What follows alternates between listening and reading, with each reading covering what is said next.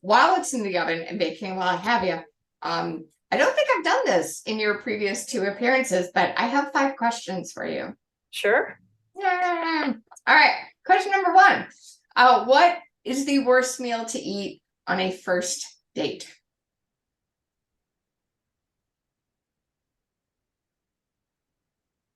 I hate that this is my answer, but it is because it's one of my favorite things.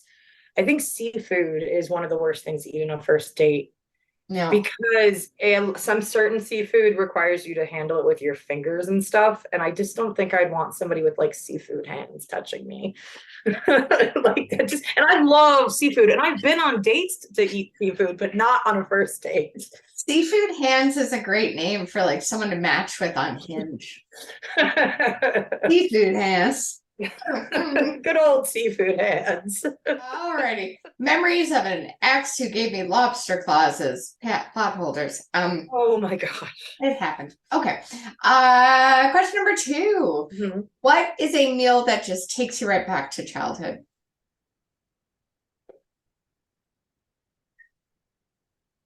There's a couple of them. There's a couple different things. Um, eating ramen the weird way that I learned to make it when I was a kid, which is you make ramen, you boil it with the seasoned packet in the boiled water instead of putting it in after. And so that the flavoring gets on the noodles, and then you drain all of the liquid, and then you put butter on it.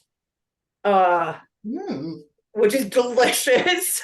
Oh wow. My sister actually to this day, she's like, I cannot believe you still eat ramen like that, because the person that taught me to do that was this like crappy boyfriend that she had who was at our house for a period of time all the time, and he showed me how to make ramen that way.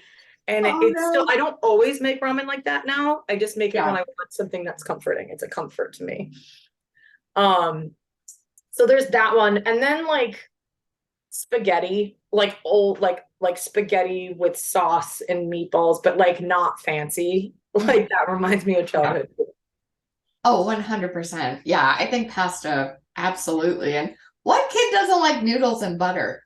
That's what I'm saying. Like it's one of the best things in my opinion. That's how I eat a lot. Like one of my favorite ways to eat pasta now is just it's actually very popular. Coco de pepe. The pepper pasta is like what I have done forever, except for coco de pepe has way too much pepper in it for my personal taste buds. But salt, pepper, Parmesan butter just on noodles is like an amazing comforting thing. Highly recommend. It really is. All right. Question number 2. What is your favorite, or 3 rather, 3? Man, I was taken away by the pasta. What is your favorite late night snack? Oh, I don't have a favorite one specifically. Okay. I have this, honestly, anything that's in a package. Like anything that I can just open up and eat, like a Pop-Tart or like a snack cake or like anything in that realm is going to be the thing that I'm going to want late at night, because you can just open it and eat it, and it's something that tastes good. Almost never good for you though. Thing it's fruit. I do eat a lot of melon and fruit. Okay. So that's my healthy one. But it's pretty much anything I don't have to do anything with. I can just eat. Yeah. I think the previous healthiest answer I had heard was hummus and crackers. Oh. But melon's pretty, I know. From a comic, I did not expect that answer from him, but there we go. Question number 4, I think is my most bizarre question, but I continue to ask it. Katie Zane, is a hamburger a sandwich? Oh, is a hamburger a sandwich? Yes. Okay. Mostly because it's just a beef patty sandwich.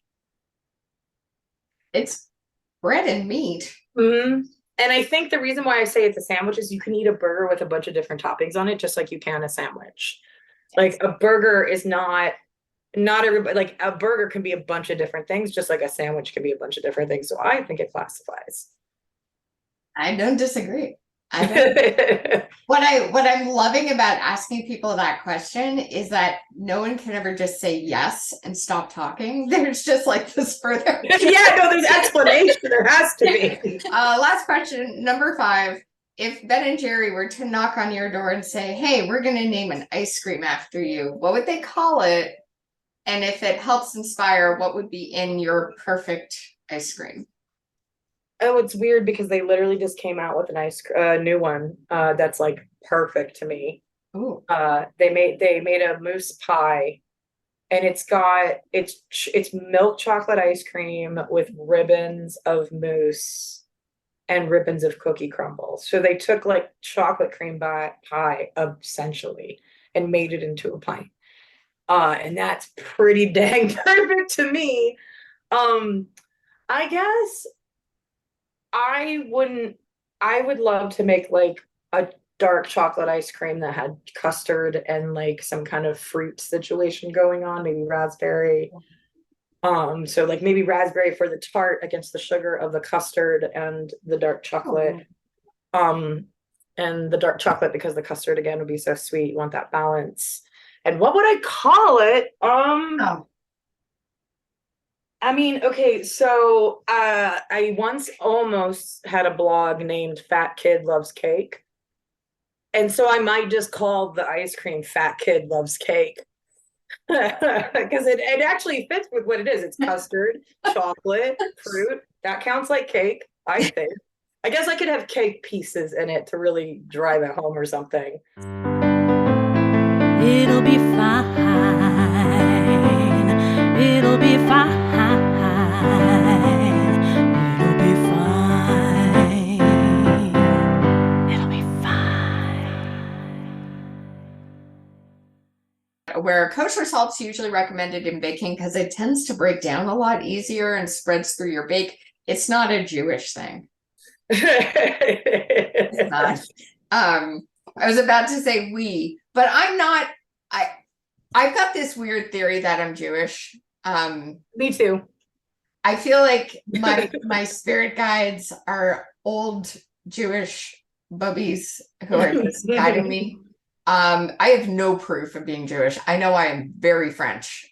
No, I'm actually very similar. I don't know if it's like that because you're Latvian, so I don't know if it's like that Eastern European connection because I'm possibly.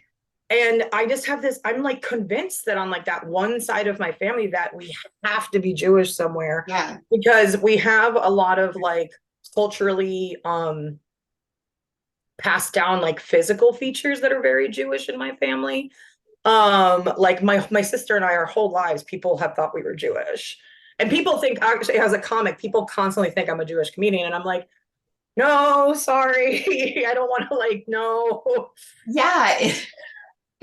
It's so strange. I do know that I'm 1% Basque. What is that? Like you're part fish? No, Basque is not a country. It's just a vibe. It's kind of they're just a group of people. They don't know where the language came from, but they're a little bit in Spain and a little bit in France, and they're just there. Is it kind of like Romani people, like where it's kind of where it's like gypsy nomadic kind of thing? I'm thinking so. Okay. What I do know about the Basque people is they make a. All right, that's Chicago with a nice little siren behind me. I live really close to two different. It's because someone heard someone say Basque. They're like, let's get her.